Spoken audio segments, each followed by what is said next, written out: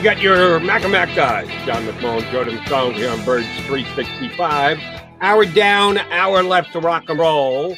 Hoping to have our buddy Matt Verderam from Fansided.com, NFL national columnist, join us in about 20 minutes or so. Thank Dave Zangaro from NBC Sports Philadelphia for hopping on, and specifically his final answer, because it lended right nicely into what I wanted to bring up with John for this segment.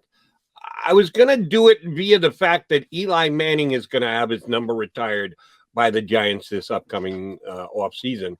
And it got me into a conversation about retired numbers around the league, but specifically here in Philadelphia.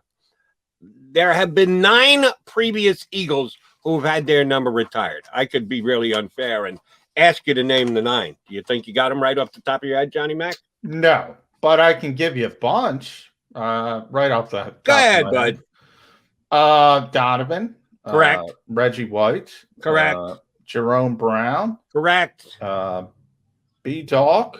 Correct. Van Buren. Correct. Bednarik. Can't Correct. forget him. You got three olders left. Yeah, old guys I got to think about. Brookie. Brookie is correct. Number 40. Retzlaff.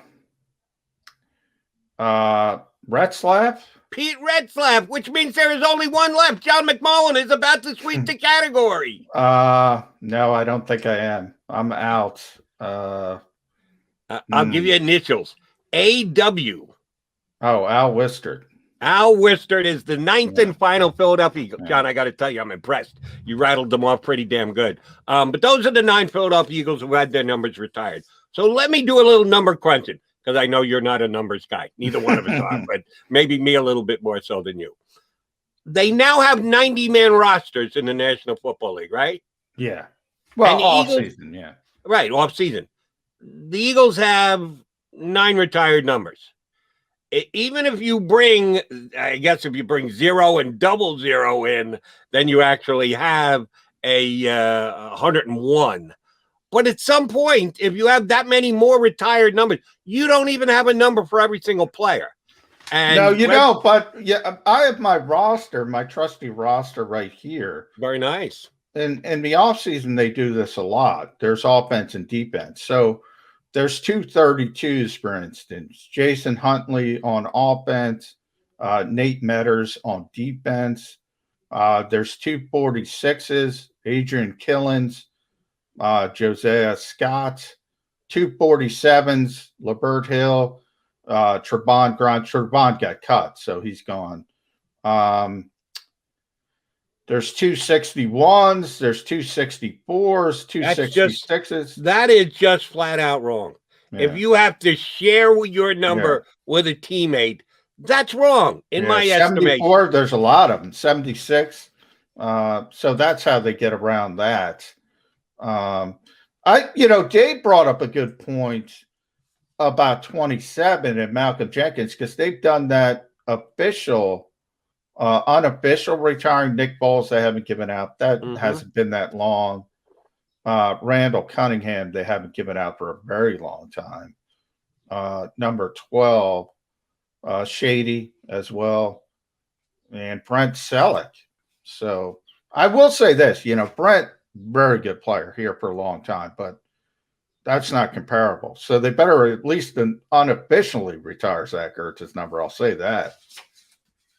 Right, but if you got Selleck and remember, the one thing that plays to the Eagles' favor and every other team's favor is the fact that they've relaxed the use of certain numbers at certain positions. It used to be that you were hard and fast. If you play this position, you must wear a number between X and Y. They've actually relaxed that a little bit, which does give you some more flexibility. But I just think it's bad that you have to have 2 players in camp with the same number. Now, I know it's going to be 2 players that are have a percentage chance to make the team, and it might not be a very high percentage chance, and one of them is probably going to be gone.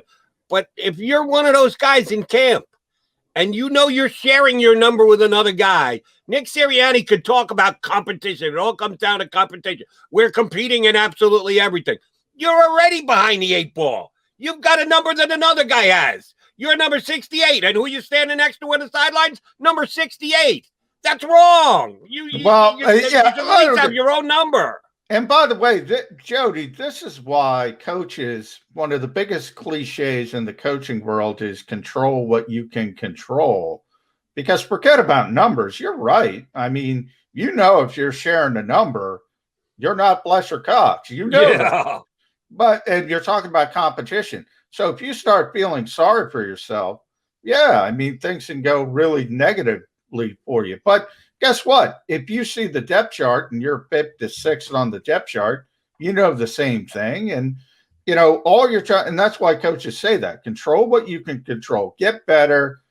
If you prove something, you're going to be here. And even if you don't, even if we don't have room for you, somebody else is going to pick you up in this league. So, it's one of those things. It's really hard mentally on players, and they got to find their own way how to get through it. But yeah, you can get very depressed very early if you're looking so far deep on the depth chart. You start doing the math, you're not going to make the team. How do guys handle that? It's all different. You got to be mentally tough. We've been talking about mental toughness with Ben Simmons. You got to be mentally tough to get through stuff like that. All right. So, I love my hypothetical questions, and this is as hypothetical as it gets. So let me run it by you. Which would you feel more challenged as? If you were a player on a team and you not only shared a number with one player, but you shared a number with 2 other players. That 3 guys had the same number. Well, in theory, they could do that because they could have 61 offense, 61 defense, 61 special teams. Right. They want to have a kicker. Exactly. So if you're sharing the number, or you're a member of the Philadelphia Eagles this year, and they give you Fletcher Cox's number as well. Which do you actually feel that much less confident about? Being one of 3 or the guy who's got the same number as Fletcher Cox? Well, that's never going to happen. But I will say this. Remember, you go down to 53. So the important part of this is everybody gets their own number when you get down to 53. Nobody's doubling up. So as long as, what are the Eagles at? 9, Jody? 9 retired numbers? 9 retired numbers, correct. The only number that matters is the 53. So they got plenty of room. They got plenty of room to retire Zach Ertz. All right. The preseason numbers don't count, but I guess if Johnny Mac, you're there every single day, and you've got, as you said, your trusty roster, so you can stay on top of it. But you can be careful with that. You could fake out some Eagle fans pretty easily if you've got a bunch of 53s, 54s, 55s running around. Well, some Houston, a lot of the Houston reporters were upset because they didn't have numbers. They just had guys out there, and they didn't know who anybody was. Poor John McMullen, who's been covering the Texans forever, didn't know who anybody was. They didn't have numbers on the players. It was unbelievable. Patriots have done that as well, I think. Speaking of John McMullen, he's been on my show a bunch of times over the years. We got to remind me that we got to try and get him on Birds 365. I think Johnny Mac will come on for me because he's been good to me and hopping on my national radio show.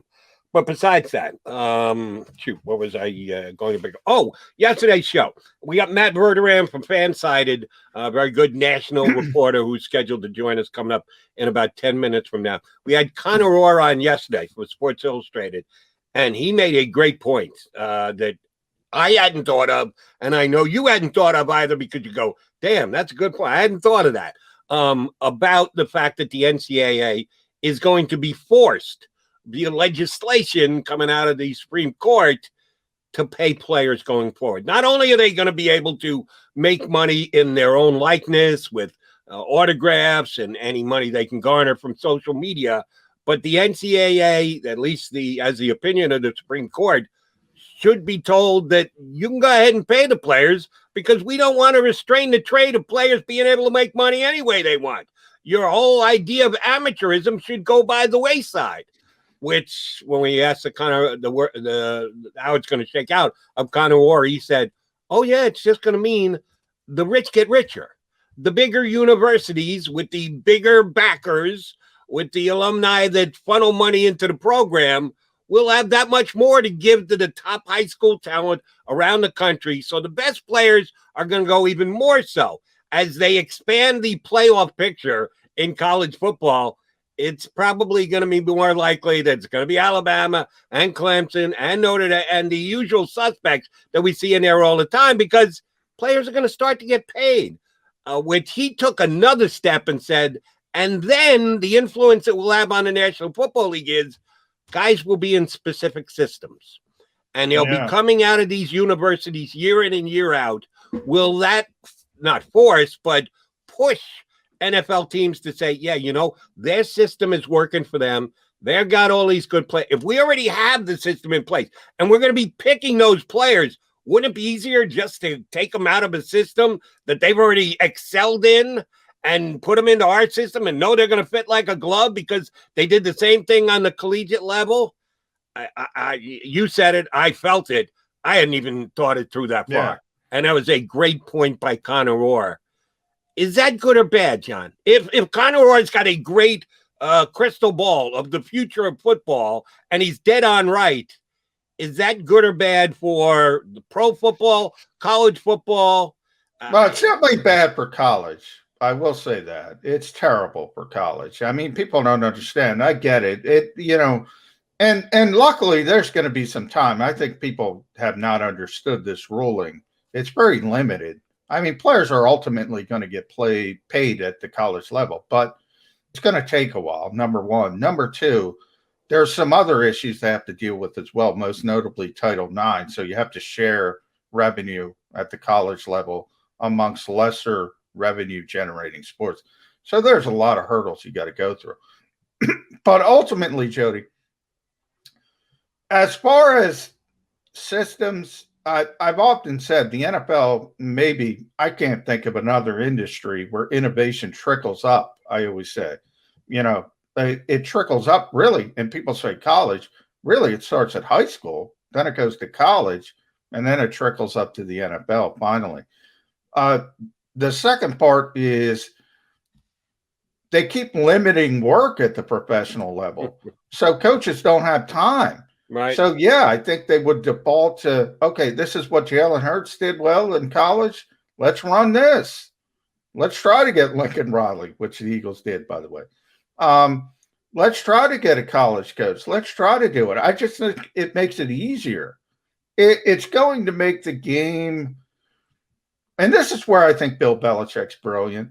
I think, because I think everybody sort of gets in their little group think echo chamber. And, you have these grand ships. And now we talked about it a little bit at the beginning of the show in baseball and analytics. You have that in football as well. I don't think it's about one way or the other. I think it's about finding something nobody else does and being ahead of the curve. And what Belichick, in other words, when everybody's zigging, you got to zag. Because if what I'm trying to say, Jody, if 32 teams are doing the exact same thing, doesn't matter what that thing is. It means the best one of the 32 wins. Right. If you find something truly innovative, if you do something truly different, then you have the advantage. Then everybody copies and you got to keep ahead of the curve. So if everybody's doing the same thing, this is RPOs, spread offense, then it's just who does it the best. You're back to execution. You're back to where you were, just with a different formula. And that's where I think Belichick is brilliant. So the coaches that zag are always going to be the best coaches. And the reason that Belichick is as great as he is, to me, Belichick has not been a head of the curve guy. He's just been a better at everything guy. He does everything a little bit better than all 31 of the other coaches in the National Football League. There's nothing really that Bill Belichick did during his entire tenure in New England. I go, Wow, how innovative was that? Nothing. I disagree with that, Jody. Man, what was he innovative with? Tell me. Well, number one, I think he trusts his players more than anything else. We constantly talk about it, especially defensively. And why does he trust his players? Because he teaches his players better than anybody else. But we talk about, oh, do you run a 4-3? Do you run a 3-4? The Patriots run what they want. They might run one thing one week and something completely different the next week. I still have yet to see an NFL team do that. I look at Sean McVay. Sean McVay is the flavor of the month in the NFL. He's been the flavor of the month for years now. That Super Bowl, man, he's just got an 11 personnel. He ran the same thing. The whole never adjusted. And Belichick he admitted he was shell-shocked after the game. He was shell-shocked because they wouldn't fall for the eyewash because he had his players disciplined. He taught them well. But no other coach ships his philosophy from week to week, never mind year to year. He does it from week to week. He's zagging when everybody else zigs. Okay, Helps to have the best quarterback. His innovation is that he's flexible. Yes. Okay. Yeah. Depending on how you slice and dice it, you're right. That he should get credit for that. And when we call him the GOAT, that does kind of mean we're giving him credit. All right. Speaking of giving credit, we want to give some to our buddy Matt Verderam from Fansided. He's going to join us next here on Birds 360.